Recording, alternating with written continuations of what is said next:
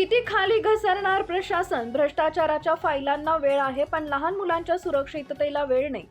शाळेच्या समोरच उघडी गटार आणि प्रशासन मात्र आंधळ, बहिर, निष्क्रिय.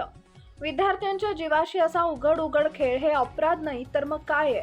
आय एम सिटीजनवर हा उघड्या गटारीचा मुद्दा मांडला गेला आणि आता हा विषय विशाल भाऊ आहेर यांनी अत्यंत गंभीरतेने हाती घेतलाय.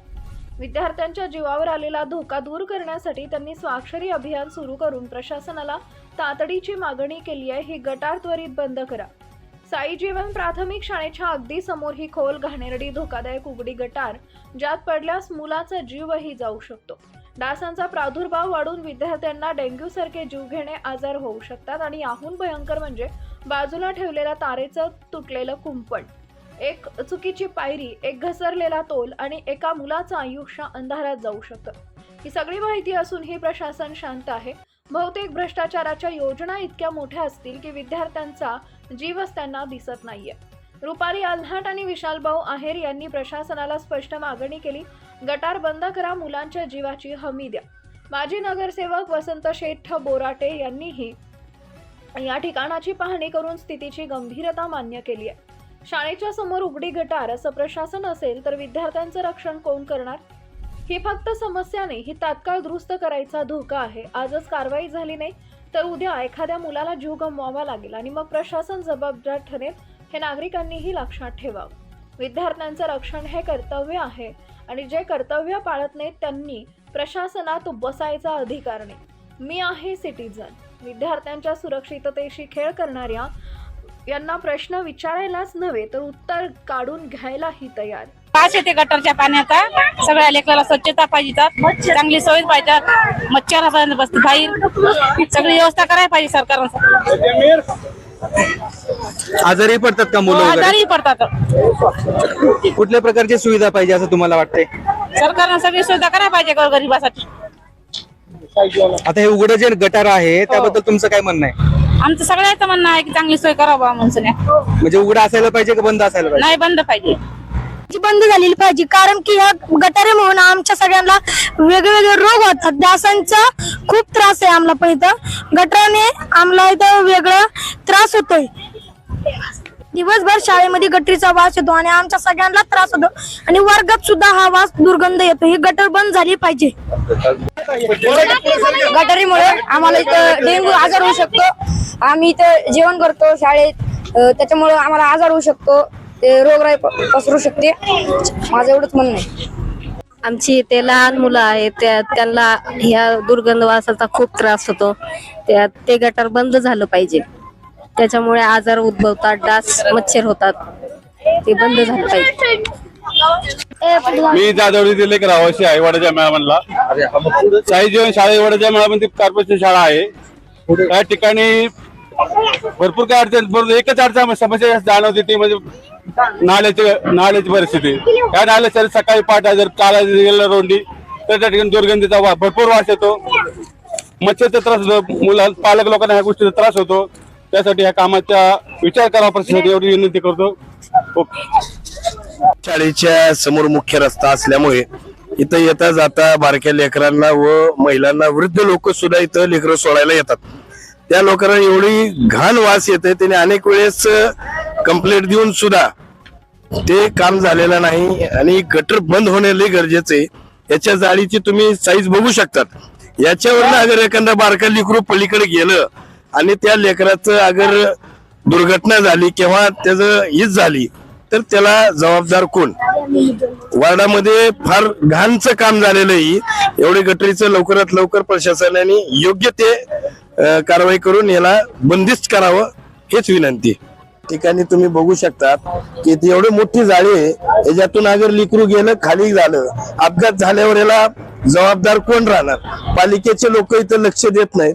इकडे बघा, बारके लेकरे 6 वर्षाचे, 8 वर्षाचे, 10 वर्षाचे लेकरे ह्याच्यामधून जाणार. हे बघून घ्या, जाळ्या अशा अनेक ठिकाणी तुटलेले असतात. इथंही बघू शकतात, पलीकडे जाळी बघा. ज्यावेळेस शाळेच्या समोर एक 100 मीटरावरच शाळेची खिडकी आहे आणि बालवाडीचे व पहिलीचे लेकरं आहेत, त्यांना आरोग्याला धोका निर्माण होणार हे 1001% आहे. लवकरात लवकर हे बंदिस्त करण्यात यावी ही विनंती. आम्ही शाळा जाधववाडी कन्या शाळेच्या दोन्ही मुख्याध्यापिका कन्या आणि मुलेच्या आहोत. शाळेच्या समोर उर्दूचे पण मुख्याध्यापक इथे आहेत.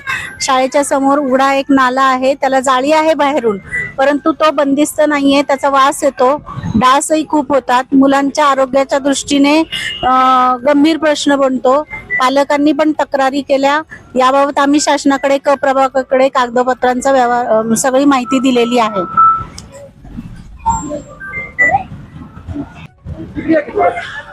आम्ही उर्दू शाळा जाधववाडी प्रायमरी स्कूल, उर्दू शाळेची मागणी अशी आहे, आम्ही दोन्ही शाळांना ही गटारीचं घाण वास आणि चिरट्याचा खूप परिणाम होत आहे, आरोग्याचा धोका आहे त्यामुळं, आणि विद्यार्थ्यांना पण ह्याचा त्रास होत आहे. आमची मागणी अशी आहे दोन्ही शाळांची की ही घाण साफ व्हायला पाहिजे. धन्यवाद. मुलं खातात तेव्हा तर खूप घाण येईल, त्यांनी कसं खायचं काय ते प्रश्न सोडलाच पाहिजे. बरोबर, प्रश्न सुटलाच पाहिजे. हो, सुटलं पाहिजे. म्हणजे आपण एवढं मुलांना घरून स्वादिष्ट जरी दिला तरी इथं ते घाण वास वासामुळे पोटामध्ये जातो, त्यामुळे आजारी पडतात. हो, आजारी पडतात. आणि वास पण खूप घाण येतो, जेवण पण जात नाही आणि जेवताना खूप घाण वास येतो. हा प्रश्न मिटला पाहिजे. हो, मिटलंच पाहिजे. राज्यकर्त्याचं लक्ष पाहिजे, हो, सगळ्यांचं लक्ष पाहिजे. प्रशासनाचं लक्ष पाहिजे. हो, सगळ्यांचं प्रशासन. नमस्कार. आपण या जाधववाडी साई जीवन शाळेच्या जवळ उभे आहोत. खरं तर या शाळेच्या जवळून एक नाला गेलेला आहे आणि या नाल्याची खूप भयंकर परिस्थिती आहे. शाळेमध्ये लहान लहान मुलं रोज ये जा करतात, त्यांना सोडवायला आणायला पालक येत असतात, त्यांच्या आजी आजोबा येत असतात. खरं पाहायला गेलं तर ह्या दुर्गंधीमुळे सगळ्यांनाच खूप त्रास होत आहे आणि त्यांच्या आरोग्यावरती परिणाम होत आहे. या नाल्याचा लवकरात लवकर बंदोबस्त व्हावा यासाठी आमचे बंधू विशाल भाऊ आहेर यांनी वारंवार त्याची म्हणजे त्याच्याकडे प्रशासनाला लक्ष देण्यासाठी अनेकदा तक्रारी केलेल्या आहेत, पत्रव्यवहार केलेला आहे, पण प्रशासन याच्याकडे लक्ष देत नाहीये. खरं पाहायला गेलं तर सुंदर आणि स्मार्ट सिटी पिंपरी चिंचवड शहरामध्ये आपल्या मोशी जाधववाडीमध्ये या ठिकाणी एरिया डेव्हलप होत आहे आणि रहदारी वाढत आहे. तर या परिस्थितीमध्ये या नाल्यांची आणि गटारांची खरं तर पहिला बंदोबस्त केला पाहिजे, नंतर आपण पुढच्या गोष्टींना परवानगी दिली पाहिजे. आणि या शाळेमध्ये लहान मुलं येत असताना त्यांच्या आरोग्यावरती हा खूप मोठा परिणाम होत आहे. या वासामुळे त्या लहान लहान मुलांना जेवण सुद्धा जात नाहीये. खरं तर डासांचं प्रमाण पण या शाळेमध्ये खूप आहे. हे डास चावल्यामुळे मुलांना ताप येणं, सर्दी खोकला होणं या गोष्टी जास्त प्रमाणात दिसून येत आहे. तर माझी विनंती आहे प्रशासनाला, नक्कीच लवकर या नाल्याकडे लक्ष देऊन हा नाला बंदिस्त करावा आणि ही दुर्गंधीपासून सर्व नागरिकांचं रक्षण करावं. धन्यवाद. नमस्कार, मी विशाल आहेर. गेले 8 वर्ष झाले मी या ठिकाणी हा जो नैसर्गिक नाला आहे ते नाल्यातलं जे ड्रेनेजचं पाणी आणि घरातलं वापरातलं पाणी सोडत आहे त्याच्यासाठी मी आवाज उठवत आहे. 8 वर्षापासून मी पत्रव्यवहार केलेला आहे, पेपरला दिलेला आहे, न्यूजला दिलेलं आहे.